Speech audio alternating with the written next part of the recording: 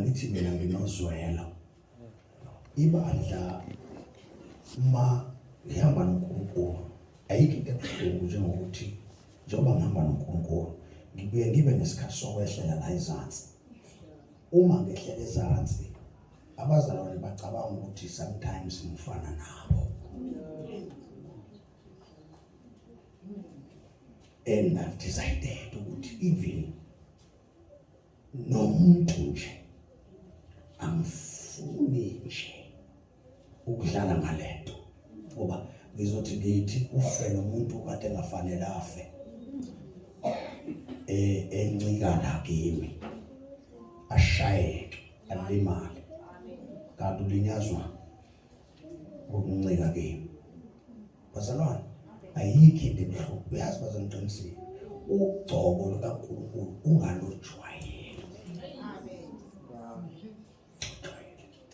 Ujwayele nje imfihlakalo kaNkulunkulu ungayijwayeli. Uyabona kimi ngicela ukunitshela iqiniso bafethu, lento engitshela yona imfihlo. Kwangena uNkulunkulu kimi waphelela. Manje ngangikholwa lento engisho.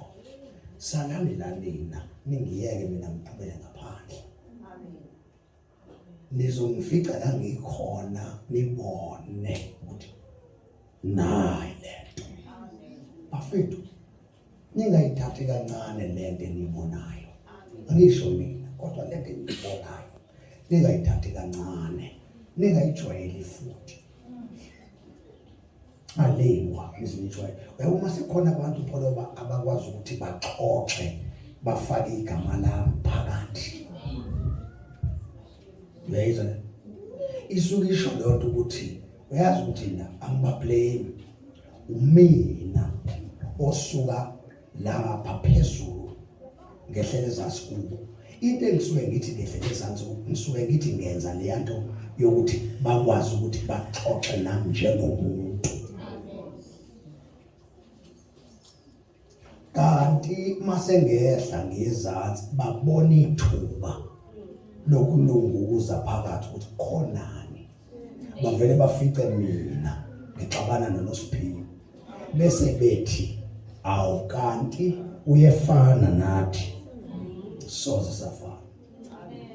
Nginesikhathi sokuxabana noNosiphiwe fanele futhi iduty yami leyo ukuthi ngoba ngigadile umuzi kaNkulunkulu manje fanele ngixabane noNosiphiwe, kodwa akusho ukuthi ilevel yami nelevel yakho yafana. Akusho. Kunabantu kumalo kunamadoda ahlonishwayo la eSouth Africa. Ikhuluma iqiniso kanjani ukuthi phambi kwami ongcwele ngenjana. Uyazi lawo madoda ahlonishwayo la eSouth Africa. Ngisho ngofika behlele kanje.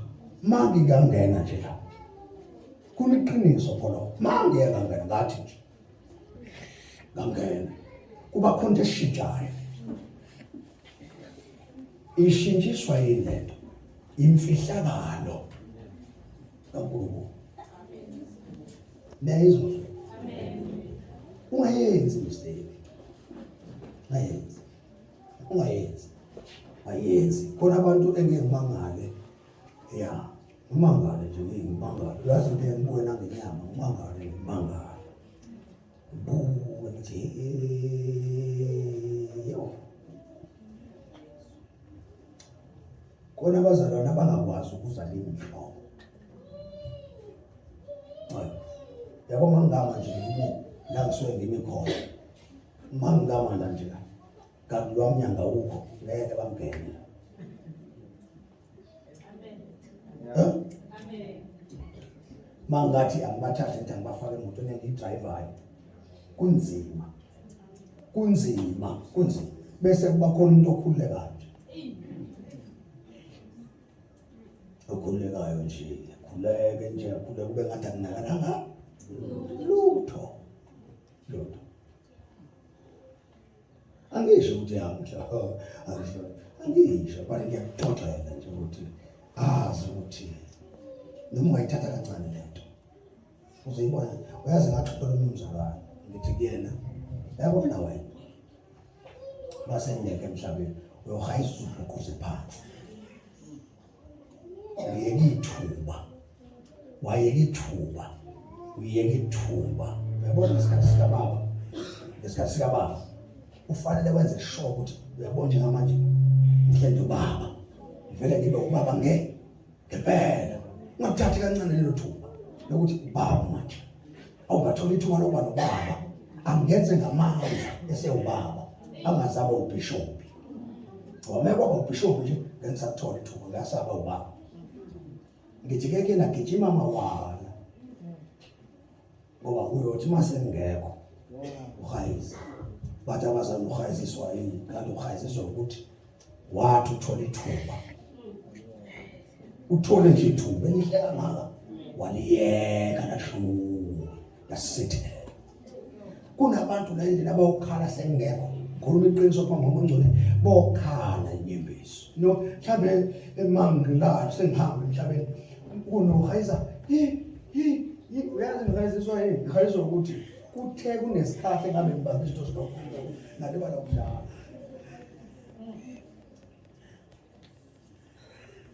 ngifuna iqonde bengifuna kusho la lento nje imfihlo bafethu yazi ukuthi lento ngeke ukuthi ngothi manje ngiyapho ngothi ngiyahamba inkosi angazi lenze njani ngoba ifanele ithathe iphonse somewhere ngabuye liyo hayi ngifuni kwele nkosi ithandaze Chiliza uChiliza wathi baba sengiyahamba ngoba phela ingcezo zenkosi ngiyangifana nomfundisi nokhonza African gospel no angifana nalo mfundisi iqondeni lento injengoMoses noJoshua injalo lenje injengekaMoses angiyena umfundisi mina angiyena umfundisi wase international ngibizwe uNkulunkulu uconsa abantu ngibayise la beyakhona uMbishop yakhumbula ngifutha indoda endala yase-African gospel engibiza ngoChiliza ngiyashumayela njalo engibiza ngoChiliza yathi Chiliza yasho ngelimi yakhuza ngelimi ngisanda kusindiswa futhi sasika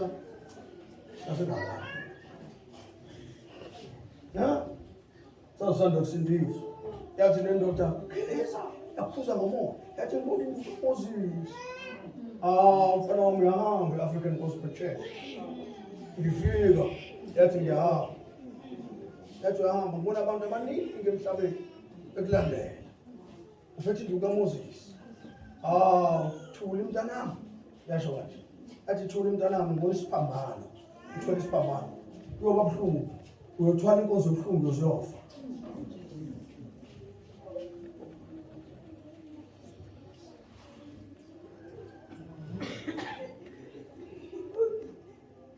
manje ke inkosi ke bafowethu ingilethela namhlanje ukuthi angeke ngiqale ngimxoxelele ukuthi kuzophiliswa abantu namhlanje ezifoni zonke ezingaphethe eyokuqala le esibili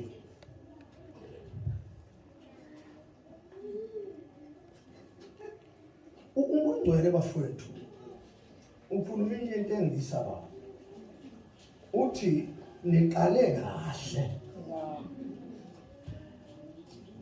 nimlalela umungcwele ekuhambeni kwendlela naxabana nomungcwele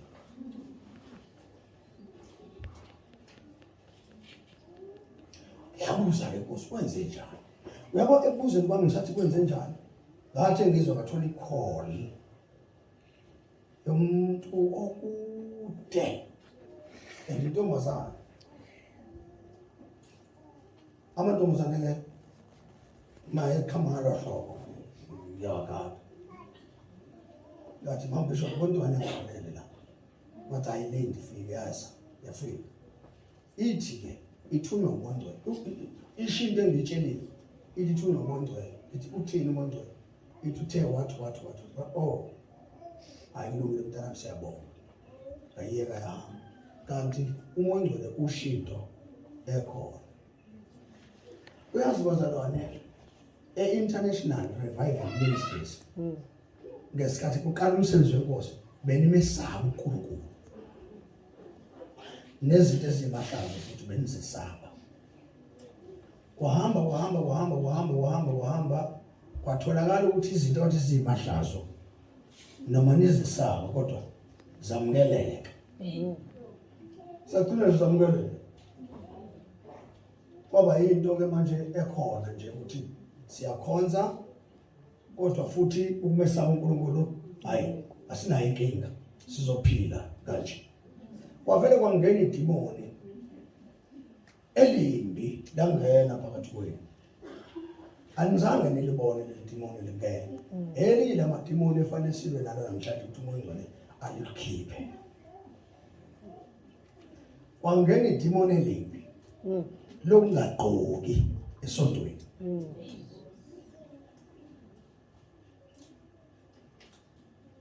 uMngcwele manje wayakhuluma lento.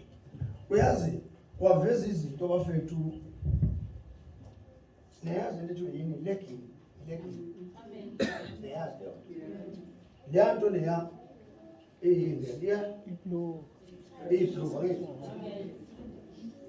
right yaba right ke leyanto ukuthi ayizugqokwa njengeblue. Yeah. Kodwa kufanele isikwe la. Bese isikwa la. Bese kuthi umuntu wesifazane angene kuyo emlenzeni owodwa.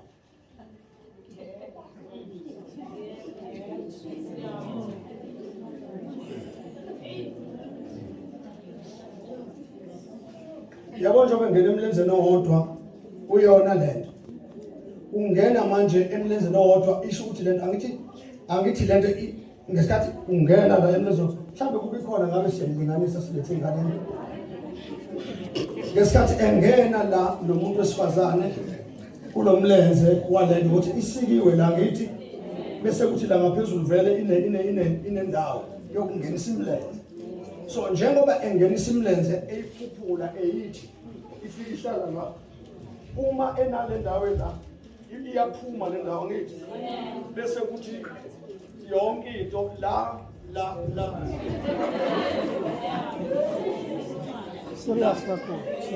bese iyamana ngithi bese kuthi ke umzimba lo wakhe wontombazana umzimba sisi hayi ukuthi ufihliwe. Mhlambe obaba laba bangayikhuluma lento engiyikhulumayo bayizwe kahle ngoba ivela kuMoya Ngcwele bafowethu. Nawo ke intombazane njoba ubona intombazane yentombazane iphambi kwakho mngane. Sekulukhuni manje ukushumayela kuwena.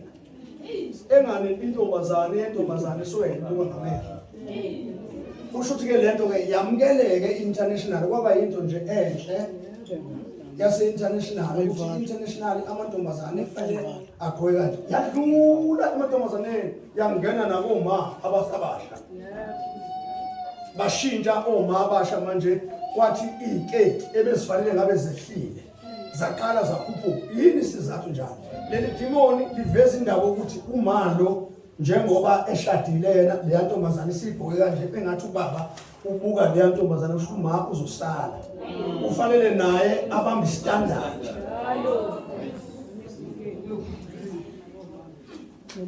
Uyazi into enzakala lapha bafowethu ayenzeke eTavern. Yenzeka in the house of God. Yathuleka ke lento ngoba akekho umuntu ozoyikhuluma ngoba uma iqala nje ithi yakhuluma kuzoba nombuzo othi ngeke thina siguge sisebancane.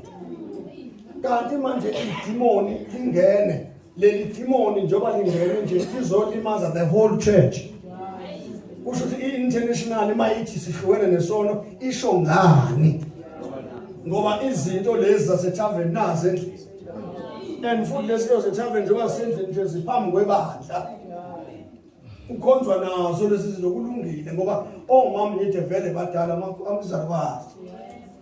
Manje ke ingozi yaleli demoni ke njoba lirounda kanje nje lizohamba lambe lize liyofika la kuzona izalwazi. Zizibone nazo ukuthi hawu ebandleni njengoba kunje sisele asale sesenze njani sesigqoka kanje bese kuba iuniform yase international Umbuzo nje uthi ke uma nithi nizoshumayeza abantu nithi abaphenduke ezonweni zabo nithi bazoguqukani nenqunu nina nizothi abagqokeni nina kanti nina nenqunu noma bekuthiwa ke intombazane ke ifuna umshado ufunwa ngokuba nqunu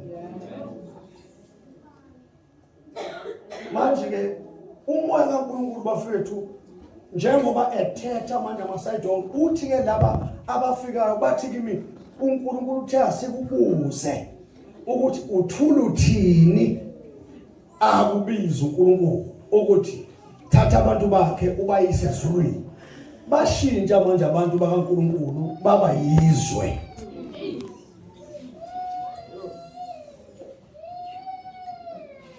manje nami inkinga nansi mangithe ngiyehla nje ngizothi mangithi ngiyehla ngizokwehlela ngoba nami phela labantu manje ngifana ngihleli nabo phela manje angikhuzi ngoba ngibizwe uNkulunkulu ngizothi ngiyakhuza nathi impendulo abazongitshena yona mangithi ngiyakhuza bazothi usho ngokwakhe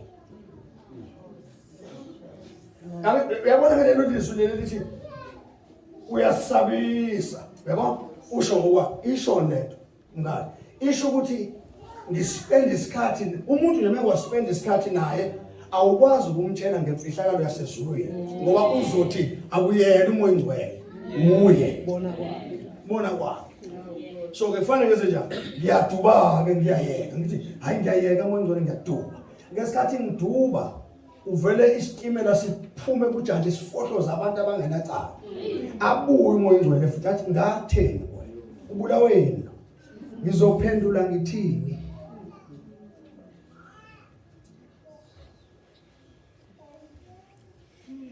lobelo ngithi benishumayela phela beshumayela into eserious kabe noma kuthiwa bengathola evesini beyinjani mhlambe bengizoyikhuluma ke leke ngokwami ukuthi uyazi ukuthi kushunyelwa kakhulu ngama-verses but iqiniso maseliqondwa ke manje kuthiwa hayi mzalwane asiphili nje kanje sabona amathanga entombazane manje kuyisonto esontweni ithini lento uyabona sabona omama nje la yabo sibona amakhosikazi singabona amakhosikazi ezinceke sibuka la kushunyayelwa sibuka amakhosikazi ezinceke la mngadi la usibukani endlini kaNkulunkulu isho ukuthini lento uzoshumayela kanjani uthi abantu ababe right noNkulunkulu kodwa amakhosikazi ethu engasho ukuba right noNkulunkulu kusho ukuthi indlu ke kaNkulunkulu izophenduka ibe umume wabaphangi angithi manje masishumana shahe evesini ukuthi iBhayibheli lithi angithi likhona ivesi angiqonde lo ngikhuluma nje lento engithunywe yona ukuthi bafethu ake sizithande kunabantu abaphuma lapha eminyango abebethanda into yenu benibona nihloniphekile kodwa manje babona isimangaliso kwabanye abantu babona sijika manje sibanqunu hawu mase sibanqunu thina bazokwenza njani ke abafikayo kusho ukuthi leli bandla kade belijabulela bethi bagijima bethi siyakulona yilokho sengcono manje seni right and lento eniyenzile beyinhle leyanto ukuthi hey ibandla lethu li right and imistake ukuthi thiwe thina ama international ithina bandla lokugcina eli right angithi uma engakubuza umzalwane manje athi international ibandla lokugcina wena angithi wena waphuma ifaith mission eza nje nawe so njenge faith mission ulapho mehluko saphuma ifaith mission sinje so siphinde faith mission sije futhi faith mission noma ikubona izothi yini umehluko waphumelana nangu lento ayisho iphela usephinde kunjani uyo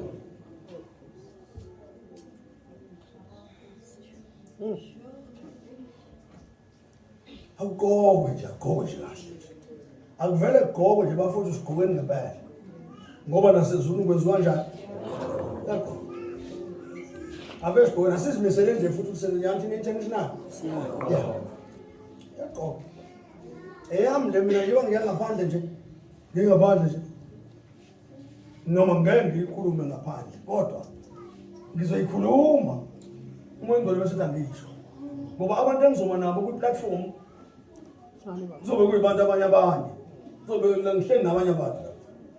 Njoba ngihleli nabanye. Vele sekuqalile nje. Uyabona khona abantu enginabo manje lapho ubona ukuthi babizwa ngabapostoli.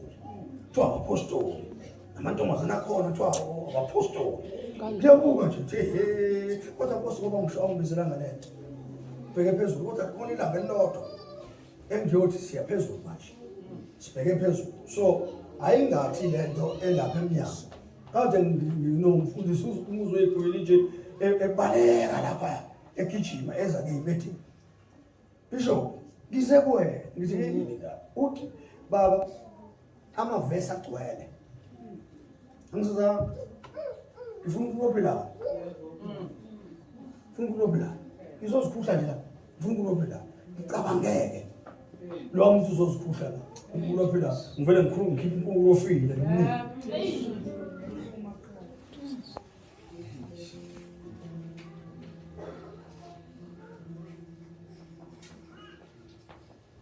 Hopefully, in the Exodus chapter number 12, verse number 12.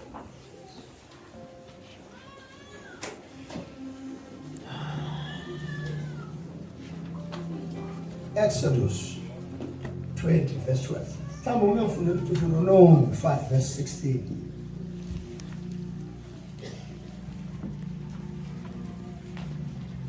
When I'm excited, you must operate. Finish.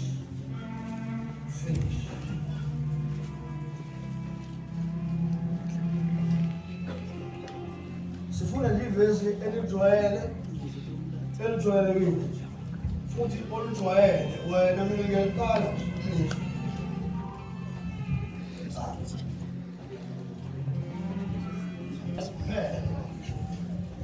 yazisa uYihlo noNyoko insuku zakho zibe zinde ezweni uJehova uNkulunkulu wakho akunika lona. Ubani lo? Exodus 20:12. uDeuteronomy 5:16 uthi 67.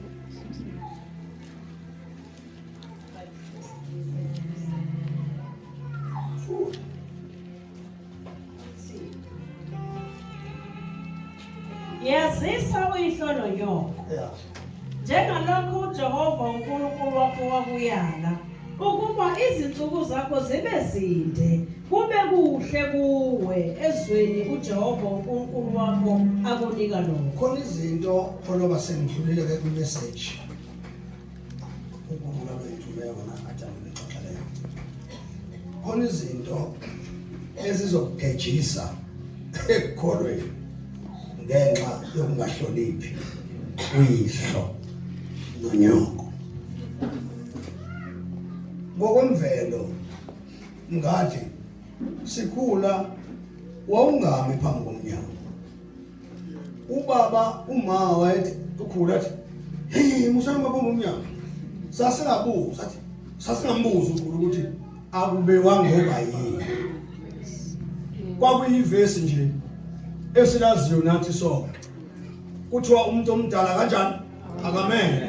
Uyazi usimangayibuza ukuthi akamele ngoba kwenze njani ngoba ebhasini sasima sina sibele umuntu omdala ebhasini ngoba sasimsukumele ebhasini. Sasingabuza ukuthi hawekho yini ebhasini pho.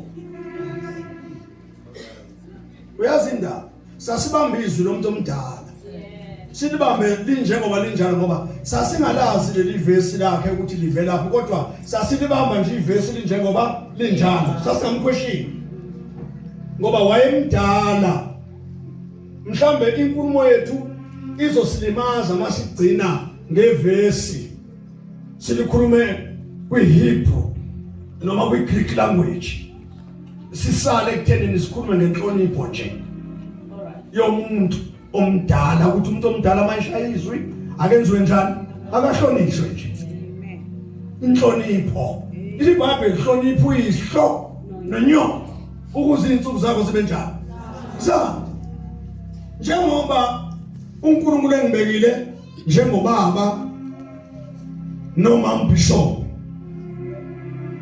iBhayibheli lithi ke senze njani neBhayibheli nje liyasho ukuthi bahloniphela kanjani abanihodayo sho njalo iBhayibheli awumtsheleke bazalwane sikhulume nje iqiniso ukuthi yini indaba yenza ibandla likaNkulunkulu lihleshele emuva lingazenzi izinto ngabe sezifinyele kuzo ebandleni sinabantu abangahloniphi oyise nonina njengoba ubona nje ngikhuluma nje kunemithetho engiyishayayo ngithi babuphiliza akube ukuthi ebreadini edudu bese kushuma umuntu ongahloniphi nje oweyisayo ngokwemvelo yakhe imvelo nje yakhe avela edelela uyise nonina abese cabanga ukuthi insuku zakhe zizonjani zizokwana noma ungangafa kodwa kunezinto ezivalwayo kunompompa abavalwayo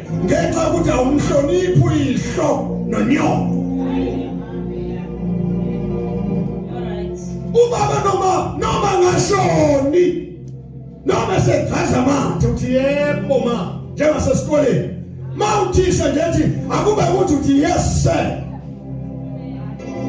ukuthi kuhle noma ukuthi nje yes sir ngizokwenza njengalokhu usho ngoba umthetho wa-education ojudele principal noma ojudele uthisha uma uyamgunyaza phezwa une-authority yokuthi asho noma yini phezu kwakho uthi yes sir noma yimbi noma yinhle umbuzo uthi-ke uma ngingadi ngikhuluma into mhlawumbe uthi angeke la endlini kaNkulunkulu uNkulunkulu ukhulume nami enginikeza umyalo ongawazi wena kunezinto engizozisho ezingeke eBhayibhelini awungibuza ukuthi ngizithathephi ngizokutshela noma vele uyingane eyisayo ukubuza nje kusho ukuthi uyingane enjani eyisayo ngizophendula ngithathe kubaba uNkulunkulu akukho nje evesini obuyeyisa azi ukuthi insuku zakho zinjani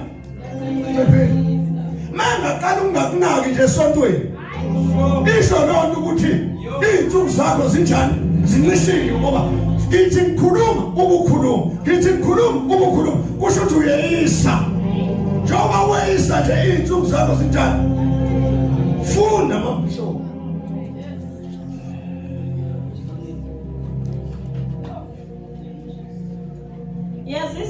yaziswa uYihlo noNyoko njengalokhu Jehova uNkulunkulu wakho wakuyala njengalokhu Jehova uNkulunkulu wakho iBhayibheli lithi babukhiliza uMoses uAaron waba njengoNkulunkulu kusho ukuthi ebantwini uNkulunkulu mayethuma uba njengoNkulunkulu kubo so uma batshela ukuthi uJehova uthe ngithatha instruction from above now ngitshela ukuthi uNkulunkulu uthe uma ungiphikisa uthi ayikho leyo nto yazi ukuthi your days are numbered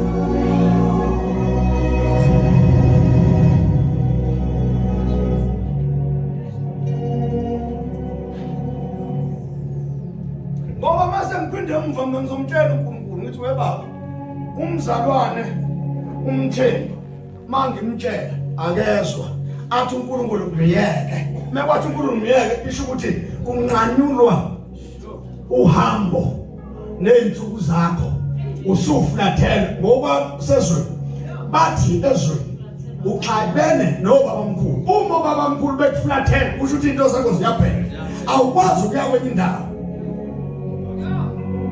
mawuxabene noNkulunkulu akekho umuntu ongalamuka kodwa mawuxabene nabantu ukhona umuntu ongalamuka manje musugoloza mzalwane esontweni mawutshelile noma ngathiwa kunikela ngo-10,000 rand ithi yes sir uthi ukhona noma ukuthi yes sir bese uyahamba uya kuNkulunkulu uthi we Nkulunkulu ngiyacela ungiphe esontweni kudingeka 10,000 rand ungahamba ukhonkotha like a dog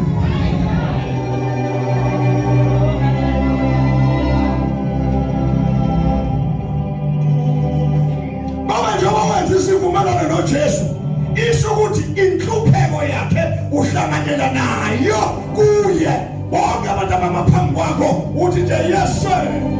Noma ngabe mumbi, noma ngabe muhle, yes sir. Ngoba lento ayishoyo if we phuma from above.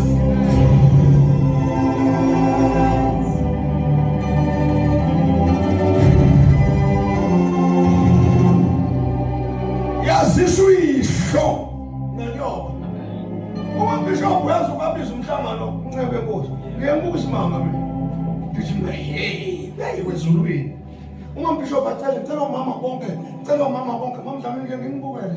Ngisho ukuthi hey yazi ngixoxela. Nisadlala nje. Ushayile wezulwini. Okuthanda ukuya lapha lethanda ukuya khona uyakhona. Kanti mina ngisayingcwabeni. Uma bishop uthe uya emngcwabeni wabani ukuthi ngemngcwabo makholwane ngengakhona emngcwabo makholwane. Uyakhohlwa ukuthi uNkulunkulu uthe abahlangana ufuna ukuzoxoxa nabo. Usomandla ufuna ukuxoxa nabo. Uma sebuya emngcwabeni usefona uthi Mama Bishop ngiyacela umthandazo ma uyakhala. Uyazi uMama Bishop ngenxa ukuthi uNkulunkulu athi abakhathazeke emzalwane kanti ukhoza ukukhuluma nje iqiniso athi into eyenza ukhathazeke insuku zakho seqanuliwe njengoba unjenjenje ingoba sabisa umhlangano wangabikho wadelela.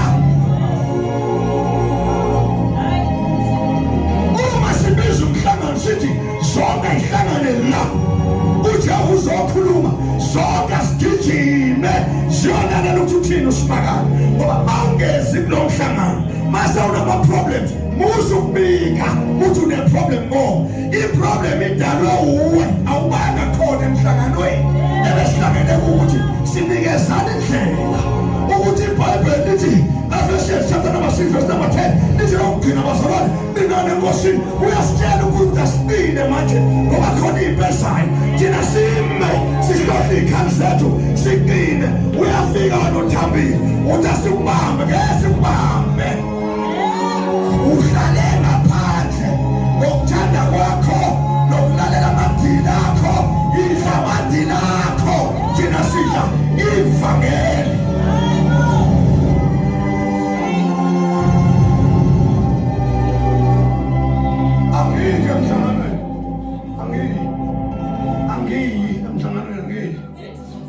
Bishop anginamali yokuqala mina unayo yokumngcwabela kamakhelwane unayo futhi yokuya ehlobeni zakhe kodwa akanayo imali yokugibela eza kuNkulunkulu.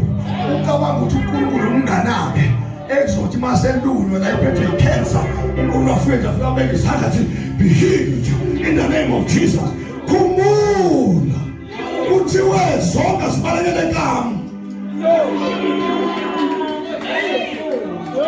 wahlala ngaphandle.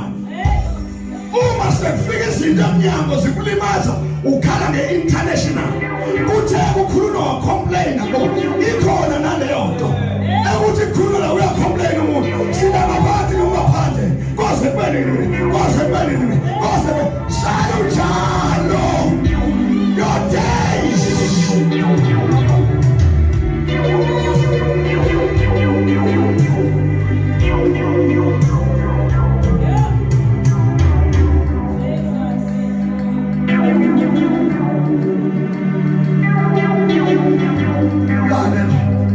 Ulale nje sami ulele umzalwane ulele sami.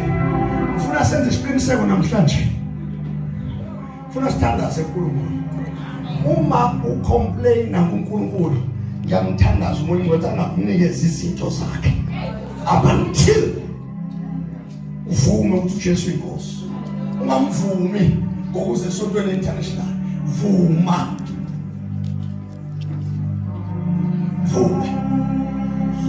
So kathala hloxole ukuthandazela abantu abangamfuni uJesu. Abafuna ukuphilisa uJesu.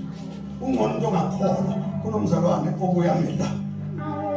Afakaza shumayela kodwa ugcineni kosuku akamhloniphi uyisena nini.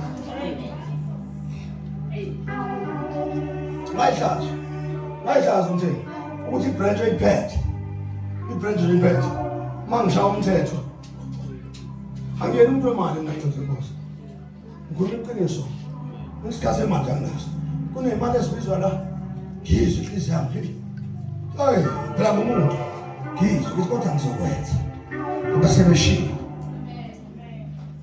bathi sikhipha imali akhishwe mayingekho futhi kanjani angeke ngikhulume uyethula nje fike bomngadi wami ngathi khona 200 futhi kuphela kwawo yahlangulula futhi kona wodwa athi ayikhululeke ngcono inkosi uthi mawuthi uyashumana ngifuna ngibe ngikhululekele nje ngoba ngiyazi ukuthi ngisihlambululeke musa ukuthi makuthiwa kuneyinkonzo uthi ngibhizi ngani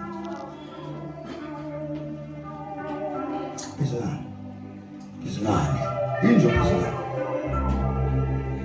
bizingani. Insizwa zakhona uyabona nje ukuthi asikudla. Sikudla lutho. Sikudla. Sifuna wasenza sahlukana nezona. Ibhizi lento ishona ku Facebook na ku WhatsApp iyofuna amantombazane, ifuna amantombazane ku Facebook na ku WhatsApp. Ikholi ukuthi kuwezulwini. Ayihlambululi futhi. Ngempilo nje yakho umuntu ahlambula uyazi mina ngiyahluleka evangelini. Uyazi umuntu wabo umuntu oshoyo ngoba uNkulunkulu uyabona ukuthi iBhayibheli umuntu nje ofisa isiphambeko. Akumele. Fihliwe nje fihliwe ngathi ibandla lasekuphakameni. Ibandla lasekuphakameni ushango 7 nanankinga ngoba akazihlambululi futhi.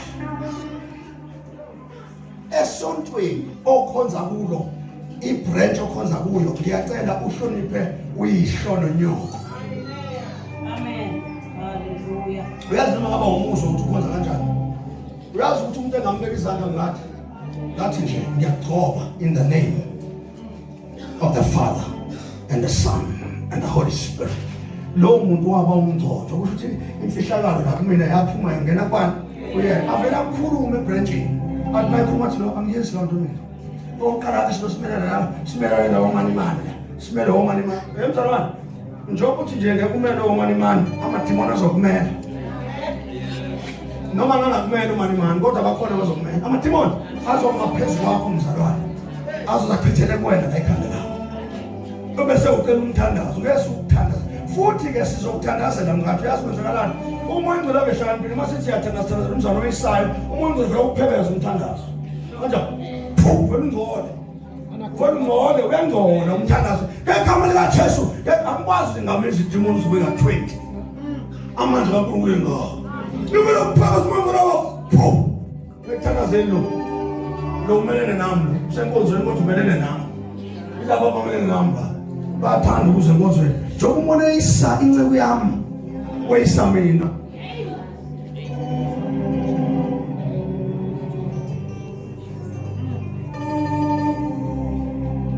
Aklonjwana nje bafowethu nyakezwa akwenze njalo asihloniphaneni abazali abahlonipha abantwana nabaphathi futhi benze njalo siyezulwini sizwayo ngampela ezulwini eneshock make senza leyo lento ngikhulumayo ngiyazi ukuthi yimbi yona kodwa yona bengifuna ngithi Jeremiah chapter 1 iyo le lo Jeremiah ngifuna uyena lo Hlonipha uYihlo noNyoko masimemeza phezulu sithi webazalwane sicela 1 rand ngempeni kwenyanga ngenzani njalo babuzo walo 1 rand uthatha 1 rand konde ngabuzi fika ubeke phasi qini manguzi futhi hayiso abasambele mabhekeni yethu abasambele yabona khona ingozi engayibona angithi abanye bangubishop nje ubishop abazalwane ngikwazi baje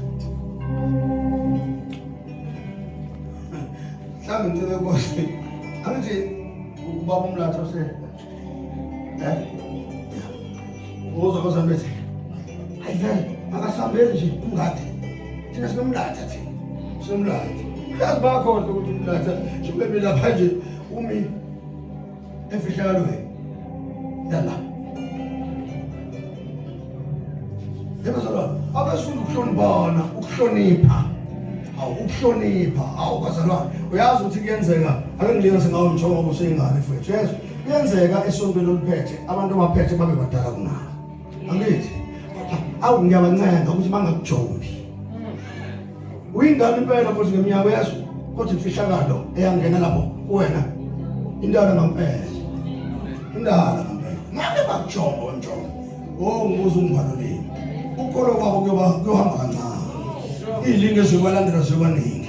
Baze babuze bathini ngalengwa kangaka mina. Into ebenza abalingwe kangaka batholo uzuthoba. Bahlabe behlweni uthoba luthi. Bathi awusithinte phela thoba sibona.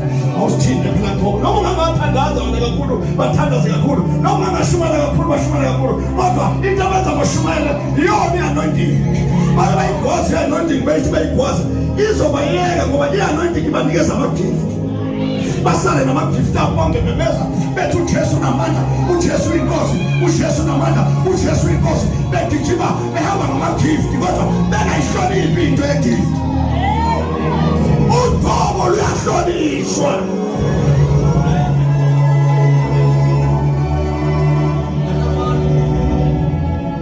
Yabona ibandla mngani bokufuna ligcwaliswe ngamandla kaMoya Ngcwele. Ligcwaliswe ngey'phiwo.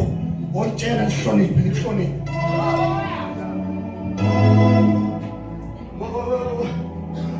Boss.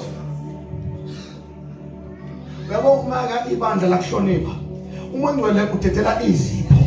Alileki ibandla lithi dike. Ngezipho. Livele lenza izinto ezizoba ngaphezulu kwakho. Kuvele kuvuswa abantu abayisimanga abayipring abazogijima amawala. Uyazi njengoba begijima amawala nje. Bagijinyiswa yile nto. Noma ngahlala unabe ekhaya nawe unabe nje. Uyazi umboso kakhulu ephuma namanje ethi ngethembe yona leyo ukuthi owaqala umsebenzi uzowufeza kusho ukuthi ngeke uMoya Ngcwele angimise phakathi kwenu bese kuba khona abashumayeli bese kuyathuleka nje njengoba ngigqoka abashumayeli ngiyazandisha uJob Chiliza kwathiwa ivakela shumalayo akashumayela from Cape to Cairo. uJob Chiliza kayange eCairo kodwa imfihlakalo igijimile yaze yafika eCairo. Yambe kanjani imfihlakalo? Abantu ababehlonipha uGobo, behlonipha nje uGobo, behlonipha nje uGobo. Bethi noma ngakaza amathe noma ngabakafundanga ubethunga intathulo kodwa kunende ngaphakathi edlule entathulweni. uGobo uyahlonishwa.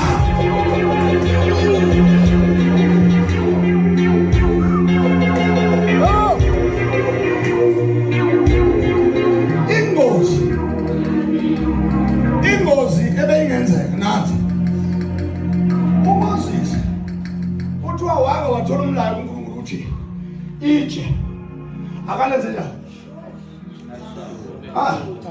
wathiwa akakhulume. Manje lo mzalwane akithi naba abantu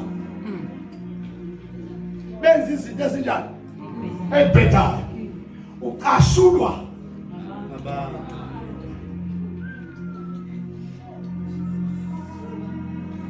Waxabana no manje awucabange kuthiwa ngihambe nani ngiye ezulwini ngivele ngicasule ngivele ngingayizulu ngisho esogwini mina ngoba ngizange ngikhulumile angilalelanga futhi ngenza into enjani ngicasulwa uba ngasicasula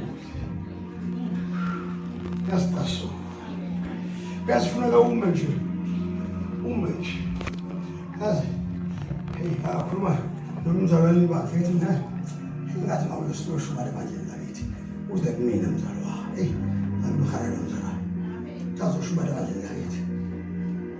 Yaziwa imfihlakalo kaNkulunkulu yenziwa njani?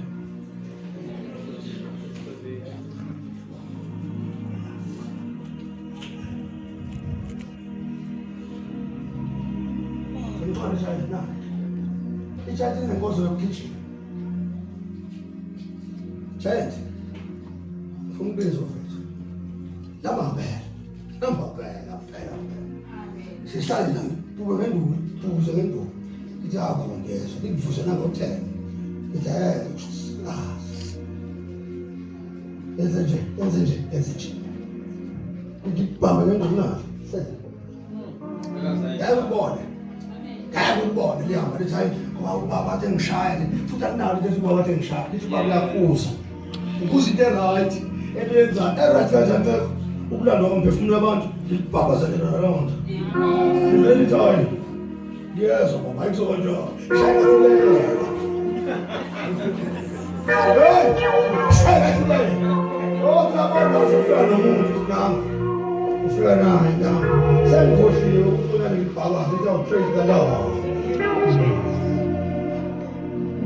ashamba nhlonipho yazisa uYihlo noNyoko ukuze insuku njengalokhu Jehova wakho wakuyala ukuze izinsuku zakho zibe zinde kube kuhle kuwe ezweni uJehova uNkulunkulu wakho akunika lona hayi ezulwini leli Bible kube njani mabishop kube kuhle yabona mawuhlonipha ekwahlonipha nje uYihlo noNyoko ezweni leli okulona kuzoba kuhle kuwena ngenxa yokuhlonipha uYihlo awumthenge mzalwane umuntu ongahloniphi ngempela nje ubotha ayahlonipha nje lo muntu ufika nango 12 esontweni futhi nondaba uthi ngoba ulawula umongcwele yebo leyo umuntu othi afike ngo-12 umongcwele uthi afike ngo-11 umongcwele lo amenza umuntu ongahloniphi mangisha umthetho ukuthi bafike 9 o'clock enkonzweni senze njani siyangena so wonke umuntu ufana benjani akubuza ukuthi singenelani ngo-9 singenela u-9 ukuthi uJehova siyomthumisa uyazi ukuthi ngo-9 o'clock okungenzeka ukuthi manje asingenele ngo-9 kunezinto kade awuzithandazela uzifuna uNkulunkulu so umongcwele uthe kumina amtshela ibandla lonke ukuthi ngo-9 o'clock alibe la ukuze sikwamukele lo mzalwane zakhe ngo-9 o'clock uvela afike ngo-10:30 and futhi ushaya kancane ncane andikela futhi enkulu lo mzalwane ahlambuluka indawo usihlambula umongcwele usehlambula kanjani mambishop abantu abakhuluma ngezono zethu unezono zakhe izono zakhe ekhulunywa ngazo praise God mzalwane uright ngezono zakho izigcina izono zakho ukuthi awumhloniphi uYihlo noNyoko ngokungahloniphi uYihlo noNyoko nawe zakhe insuku zaqhuma ukugula ungasindi ungele sifo singalapheki kuthi inhlobo nesifo lesi kwangena umuntu onehlonga ndlebe makwangena idimoni umuntu abe oyihlonga ndlebe encane inkosi ungena idimoni elimbi elingalapheki ngese sithanda ngathi kuze koze ngami umongcwele ngalamu umongcwele into nje ngoba lo muntu lo uphambana nobuholi bebandla aphambane nomongcwele futhi anqothi uyazi embi tutu uthi umuntu ephambana nobuholi athi umongcwele mina akangivumelanga ukuthi umongcwele bafethu asikhulumeni iqiniso noma leyo ndoda ingabe iwusathana onjani engama phambi kwakho ivule iBhayibheli imiso umongcwele mawufuna ukumelana nayo nje vele uyebala uyabo vele nje ufika nje special umongcwele bela elalele angithi wena umceli angithi manje ukukhuluma nje wena ucela umongcwele wathi ekuseni ngo-8 sibaleke thina suka phesheya sibalekiswe yizwe likhulumile ngoba uthe leli lizwi likhuluma ngegunya lakho sakumuntu uthe ngegunya likabantu lakho senza sure sisi ukuthi lesi sikhathi usuke sisigijima ngoba nami umuntu we-authority ekhuluma sigijimeni ngoba angaze sisole bese ngifika mina kuthiwa hawu nawe ngafika ngesikhathi ngathi umongcwele ngizosebenza ngoba kufanele ngizosebenza abantu abezosidlambula basondele ngokushesha kahlala lapha emnyango bekuyihlalo sokuthula noma umbishop ohlala emotweni sesebenza ngoba bekufanele bonke abantu mabengena ngafanele bangene benjani berayi ngoba laba ababhizi bayathandaza bahle nomongcwele ukuze abantu mabefika la athi umongcwele bese khuluma badle bangeloku fela siyathandaza manje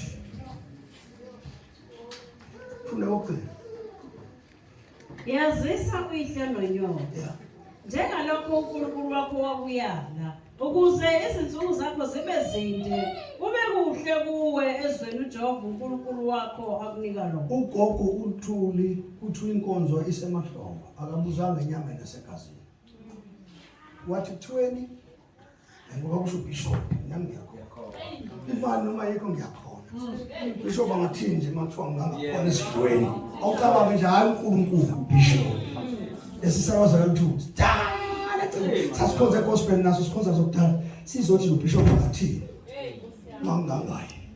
Okhokha baxhukayo ncebe inkosi bahamba ngeenduku. Bathi nje siyakhona ngoba uBishop uthe siyohlangana emashoko. Angifuni ukwazi usihlanganelana emashoko. Soza sesikhona. Into nje ngijahe ukuthi ngiyazi ukuthi uNkulunkulu uzokhuluma nawe yami impilo. Noma kusebenzisa uBishop khona umuntu ongale maBishop.